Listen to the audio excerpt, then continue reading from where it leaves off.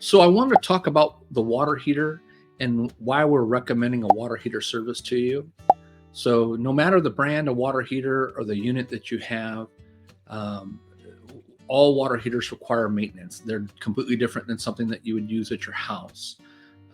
The water heaters are subjected to a lot more issues because they're moving around from vibration, and there's a lot more factors that come into play. The operators, the water heaters are operating off of propane, and propane has a natural garlic byproduct, which that's going to attract all your spiders, bees, mud daubers, ants. So when it's running on the propane side of it, we need to make sure that the electrode's clean, that the burner's clean, that the tube's clean, that the exhaust vent's clean. And of course, we want to check all the connections in the PC board, but we're looking for like calcium buildup. Is the pop-off valve going to operate to protect the water heater if it got too hot? There's always some type of thermostat on the water heater that's called an ECOT stat. We want to make sure that the water temperature is getting to the correct temperature. There's a part on the water heater it's called the ECO. It's an electronic cutoff. And we want to make sure that if the water heater gets too hot, that cuts off like it's supposed to, again, protecting the water heater. So there's a bunch of different safety devices depending upon the water heaters. There's thermal cutoffs for the flame. There's heating elements on the water heaters that it's actually a long element that's about as thick as a pencil that basically makes like a long U, and that's submerged in the tank. Those get calcium limed up.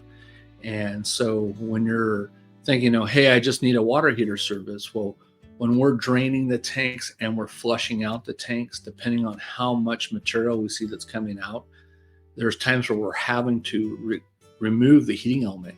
Some of the heating elements are available right out front in the access service door, and some of them are on the back side of the unit, which may require the unit to be pulled out, or or if the unit has an access panel behind it that's outside of the coach because it's going to leak inside the unit. So there's a bunch of different things that come into that. Most important, again, is flushing of the tanks. So there's check valves, there's water fittings that we're looking at to make sure that nothing's leaking if they're visible. We're looking to see if there's any signs of wire damage, pest intrusion, getting that sediment out of the tank. When we're servicing the tanks and we're actually rinsing out the tanks, it's not just a quick rinse and let it go. We're looking for other signs of issues. So if you have, like, say, a Suburban water heater, when we're flushing that tank, we're looking for blue porcelain flakes. Those tanks happen to be a steel tank with a porcelain painted coating that's blown in on them. And so if we see that blue chips and flakes after we've flushed it all out and basically letting the sediment that's on the ground dry out, then we know that tank is starting to be compromised, which means it's starting to rust and get damaged. Same thing with the Atwood tanks, Atwood Dometic.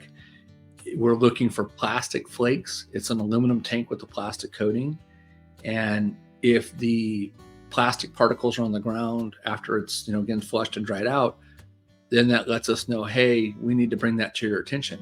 That can damage, either one of those, whether it be the rust, the flakes, the plastic pieces, just, the natural stuff that's growing in the tank. That can damage your check valves on your water heaters. It can interfere with the heating element, cause the heating element to go bad. It can cause the pop-off valve to go bad. It can cause the faucets in your coach to get clogged up, or the filters in your coach where the water's coming out.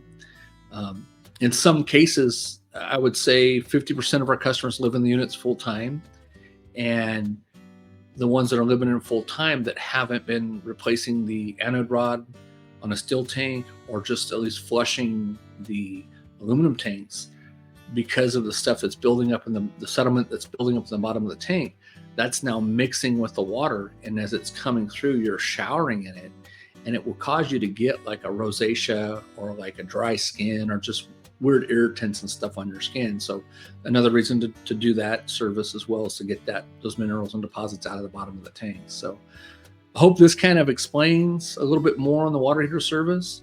There's more to it, again, than just those bullet points. Other things I didn't mention was we're looking at like the door and the door hardware and the locking mechanisms. We don't want that stuff to fly off and travel.